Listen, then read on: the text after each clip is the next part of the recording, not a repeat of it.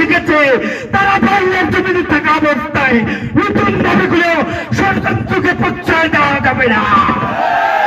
সুতরাং ভয় পাবেন না, মুক্ত কণ্ঠে কথা বলবেন, কোরআনের কথা বলবেন, কোনো ভয় নেই। বলুন ঠিক না?